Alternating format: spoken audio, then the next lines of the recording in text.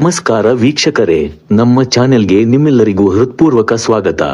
ನಮ್ಮ ಭಾರತ ದೇಶವು ಸಾವಿರಾರು ವರ್ಷಗಳ ಇತಿಹಾಸ, ಸಂಸ್ಕೃತಿ ಮತ್ತು ಆಧ್ಯಾತ್ಮಿಕ ಪರಂಪರೆಯನ್ನು ಹೊತ್ತು ನಿಂತಿರುವ ಪವಿತ್ರ ಭೂಮಿ.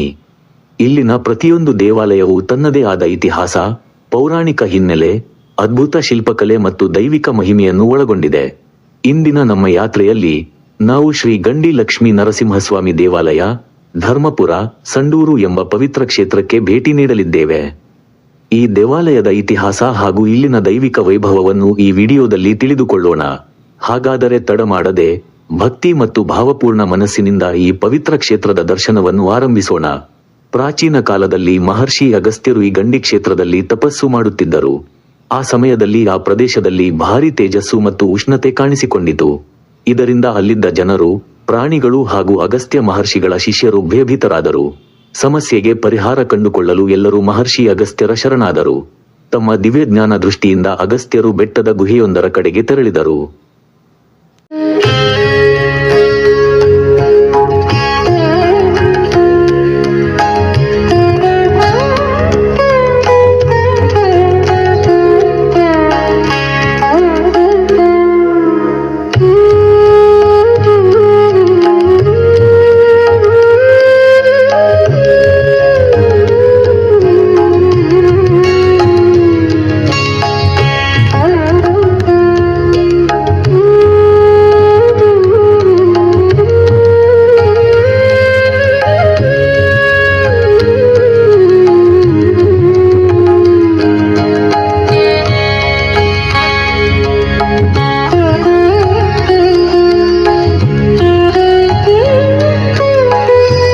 ಗುಹೆಯೊಳಗೆ ಅಪಾರ ತೇಜಸ್ಸು ಮತ್ತು ಉಷ್ಣತೆ ಇದ್ದುದರಿಂದ ಯಾರಿಗೂ ಒಳಗೆ ಪ್ರವೇಶಿಸಲು ಸಾಧ್ಯವಾಗಲಿಲ್ಲ.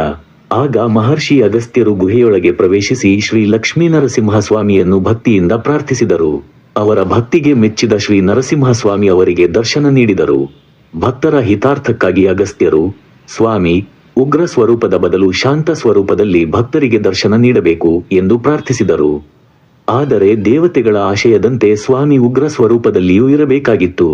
ಎರಡೂ ಕೋರಿಕೆಗಳನ್ನು ಈಡೇರಿಸಲು ಶ್ರೀ ನರಸಿಂಹನು, ನಾನು ಪೀಠದ ಕೆಳಭಾಗದಲ್ಲಿ ಉಗ್ರ ಸ್ವರೂಪದಲ್ಲಿ ನೆಲೆಸಿದ್ದು ಭಕ್ತರಿಗೆ ಶಾಂತ ಸ್ವರೂಪದಲ್ಲಿ ಕಿರೀಟ ರೂಪದಲ್ಲಿ ದರ್ಶನ ನೀಡುತ್ತೇನೆ ಎಂದು ಅನುಗ್ರಹಿಸಿದರು.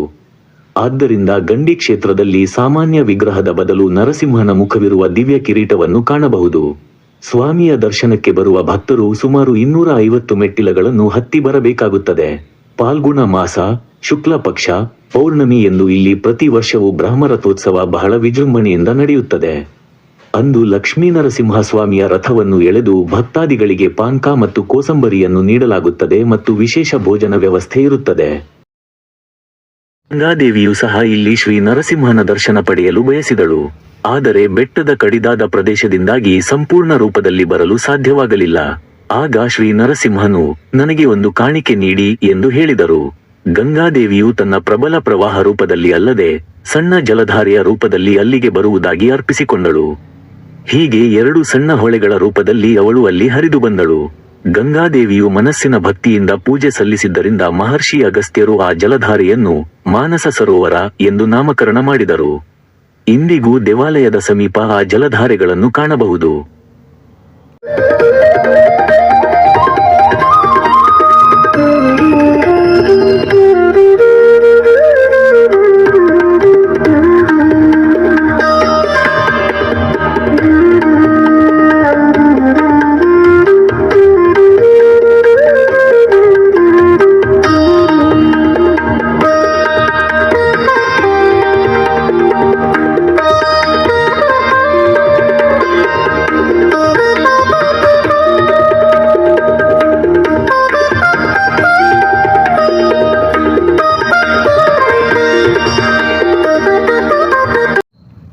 ನೀವು ನೋಡಬಹುದು, ಎಡಭಾಗದಲ್ಲಿ ಕಿರೀಟಧಾರಿಯಾದ ಶಾಂತರೂಪದ ನರಸಿಂಹಸ್ವಾಮಿ ಹಾಗೂ ಬಲಭಾಗದಲ್ಲಿ ಉಗ್ರರೂಪನಾದ ಲಕ್ಷ್ಮೀ ನರಸಿಂಹಸ್ವಾಮಿ.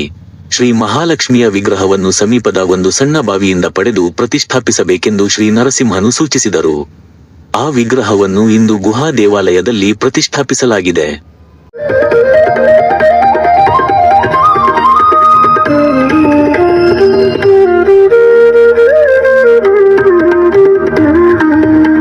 ಗುಹೆ ದೇವಾಲಯದ ವಿಶೇಷತೆಗಳು. ಮಹರ್ಷಿ ಅಗಸ್ತ್ಯರು ಇಲ್ಲಿ ತಪಸ್ಸು ಮಾಡಿರುವ ಪವಿತ್ರ ಕ್ಷೇತ್ರ ಇದು. ಗಂಗಾದೇವಿ ಇಲ್ಲಿ ಸಣ್ಣ ಜಲಧಾರೆಯ ರೂಪದಲ್ಲಿ ನೆಲೆಸಿದ್ದಾಳೆ. ಹೀಗಾಗಿ ಈ ಕ್ಷೇತ್ರವು ಅತ್ಯಂತ ದಿವ್ಯ ಮತ್ತು ಪುಣ್ಯಮಯ ಕ್ಷೇತ್ರವೆಂದು ಪರಿಗಣಿಸಲಾಗಿದೆ. ಈ ಪ್ರಾಚೀನ ಗುಹಾ ದೇವಾಲಯವು ಬೆಟ್ಟದ ಅಂಚಿನಲ್ಲಿ ನೆಲೆಗೊಂಡಿದೆ.